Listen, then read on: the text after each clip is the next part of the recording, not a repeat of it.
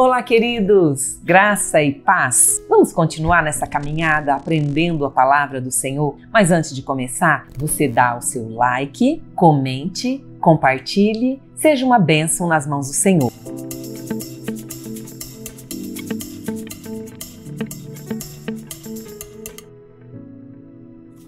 Isaías 41, o tema é lindo porque está dizendo o ajudador de Israel. E começa assim: cale-se diante de mim, ó ilhas, que as nações renovem as suas forças, que elas se apresentem para se defender. Vamos encontrar-nos para decidir a questão. Sabe, amados, é muito lindo quando nós lemos, mas se observar o que está dizendo, chamando as nações para um juízo, chamando as nações para se apresentar em sua defesa. E o Senhor, ele vai falando, aqui no verso 4, o Senhor vai estar dizendo sobre as nações se encorajam mutuamente, e as nações se ajudam, mas de uma forma fútil, fazendo coisas que desagradam ao Senhor. Mas o Senhor vai declarar para Israel o seu amor, a sua fidelidade, por conta de Jacó, um servo que o Senhor escolheu, e por causa de Abraão, que o Senhor diz, o meu amigo Abraão. No versículo 8, o Senhor vai estar falando assim: você, porém, Israel, meu servo, Jacó, a quem escolhi? Vocês, descendentes de Abraão, meu amigo,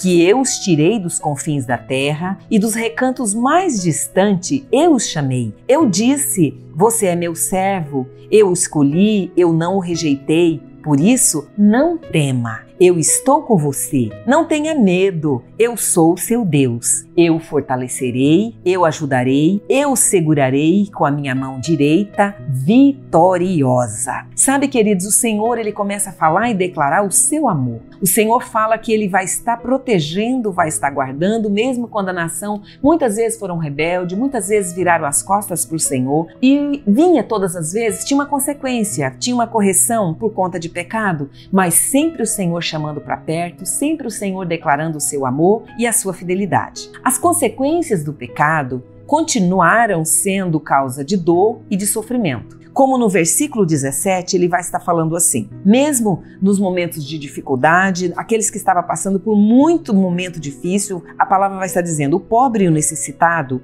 buscam água e não encontram. Você imagine, a necessidade de sede é uma das necessidades básicas mais urgentes que o ser humano precisa, 3 dias sem tomar água e a vida já está correndo risco. A palavra vai dizer, suas línguas estão ressequidas de sede, mas eu, o Senhor, lhes responderei. Eu, o Deus de Israel, não os abandonarei. Abrirei rios nas colinas estéreis, fonte nos vales. Transformarei o deserto num lago, o chão ressequido em mananciais. Porei no deserto o cedro, a acácia, a murta, a oliveira. Colocarei junto no ermo o cipreste, o abeto e o espinheiro. Por quê? Para que o povo veja e saibam. Todos vejam e saibam que a mão do Senhor fez isso, que o Santo de Israel os criou. O Senhor está dizendo, eu vou trazer providência, eu vou fazer coisas extraordinárias, eu vou trazer no lugar seco aqueles que estão morrendo, a riqueza do Evangelho, a graça do Evangelho, as águas vivas do Evangelho. O Senhor vai levar em todos os lugares, em todos os cantos do mundo, para que todos vejam que a poderosa mão de Deus foi que fez isso. Vamos agora para Ezequiel, o capítulo 8 e o capítulo 9. E é muito triste, nós vamos estar vendo aqui porque o início vai estar falando a idolatria no templo. Quando se fala da idolatria no templo, o Senhor vai estar levando o profeta para vários lugares dentro do templo. É como o Senhor quisesse falando para ele, eu quero que você entenda, eu quero que você veja por que o juízo vai ser tão severo, por que as consequências vai ser tão severa. O templo era então o coração da nação. E ali dentro do templo o Senhor iria mostrar que estava acontecendo, o Senhor ia denunciar as abominações que as autoridades de Israel estavam cometendo. O verso 3, ele vai dizer assim, ele estendeu o que parecia um braço e ele me eleva, ele me pega pelo cabelo. O Espírito levantou-me entre a terra e o céu, em visões de Deus. Ele me levou a Jerusalém, à entrada da porta norte do pátio interno, onde estava colocado o ídolo que provoca o ciúme de Deus. Ali diante de mim estava a glória do Deus de Israel, como na visão que eu havia visto na planície. Agora presta atenção. Então ele me disse, filho do homem, olhe para o norte. Olhei para o lado norte e vi junto à porta do altar o ídolo que provoca o ciúme de Deus. Ele me disse: filho do homem, você vê o que estão fazendo? Você vê as práticas repugnantes da nação de Israel, coisas que me levaram para longe do meu santuário, mas você verá prática ainda pior. O que você está vendo é terrível, o que você está vendo é algo abominável, mas você vai ver coisas piores. Vamos então para o versículo 16. Vamos para o 9 aqui um pouquinho antes. Ele vai estar falando: ele me disse: veja as coisas repugnantes e más que está fazendo. Eu entrei e olhei. Lá estava desenhada nas paredes, por todas as paredes. Eu vi todo tipo de criaturas rastejantes, animais impuros. Eu vi os ídolos, todos os ídolos da nação de Israel. Na frente desses ídolos estavam 70 autoridades da nação de Israel. Jazanias, filho de Safã, estava no meio deles. Agora observe. Do incensário que cada um tinha nas mãos. Como assim? O incensário que era para oferecer incenso ao Senhor, o incensário que era algo sagrado para entregar diante do Senhor, tinha 70 homens, cada um com incensário na mão, e elevava-se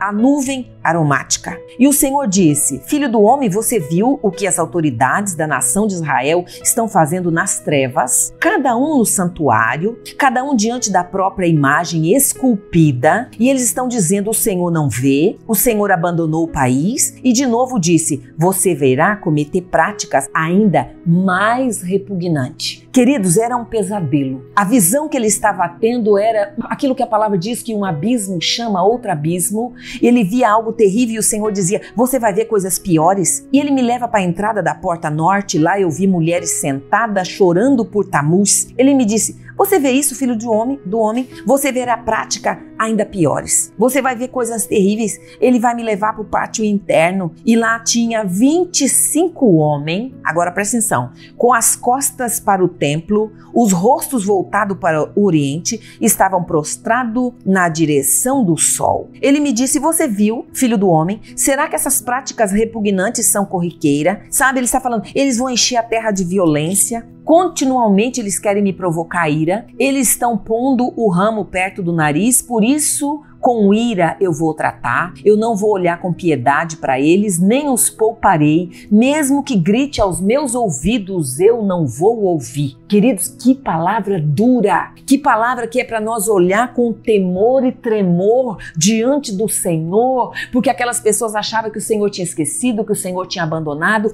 dentro do templo com um incensário nas mãos, e ele estava diante de ídolos, eles estavam fazendo coisas que o Senhor desagrada ao Senhor. Versículo 9, o Senhor declara uma sentença: vai ter morte, a morte dos idólatras. E o Senhor vai falar para o anjo, não dá tempo de ler, você pode ler com mais calma, mas o Senhor vai dar uma ordem, ele vai dizer: percorra a cidade de Jerusalém, ponha um sinal na testa daqueles que suspiram e gemem por causa de todas as práticas repugnantes que são feitas. Enquanto eu escutava, ele disse aos outros: sigam-no por toda a cidade. Agora presta atenção, matem sem piedade ou compaixão, velhos, rapazes, moças, mulheres e criança. Não toque em ninguém que tenha o sinal. Comecem pelo santuário. Que palavra para gerar temor no nosso coração. Comece o juízo pelo santuário, comece o juízo pela minha casa. E o profeta, ele fica tão desesperado que quando ele está sozinho, ele fala: quando eu fiquei sozinho, eu me prostrei com o rosto clamando, com o rosto em terra. Eu falei: Senhor, soberano Senhor,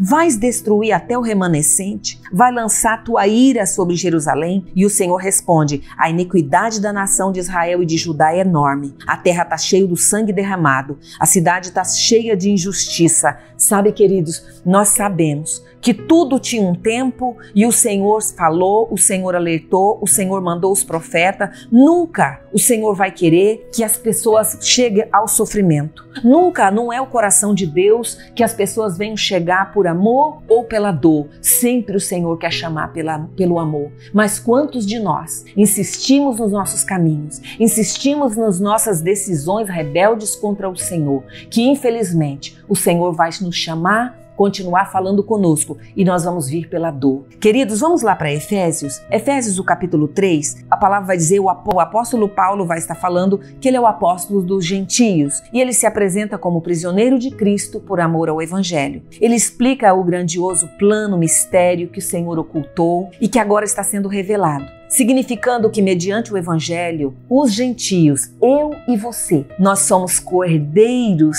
com Israel, nós somos membros de um mesmo corpo e nós somos coparticipantes da promessa em Cristo. Queridos, o verso 12, ele vai estar falando assim, por intermédio de quem? Ele está falando de como nós podemos chegar diante do Senhor, né? Dessa ousadia. Por intermédio de quem nós temos livre acesso a Deus com confiança, pela fé nele. Portanto, peço-vos que não desanimem por causa das minhas tribulações em seu favor, pois elas são glória para vocês. Por essa razão, eu me ajoelho diante do Pai, do qual recebe o nome de toda família no céu e na terra. Querido, sabia que a sua família está escrito no céu, o nome da sua família? Se você já fez uma aliança com o Senhor, se você já entregou a sua vida, toda a sua família está guardada e protegida, porque o apóstolo está falando que ele se ajoelha diante do Senhor. Para quê? Eu oro, para que a sua gloriosa riqueza os fortaleça no íntimo do seu ser, com poder, por meio do seu Espírito, para que Cristo habite ricamente no coração de vocês,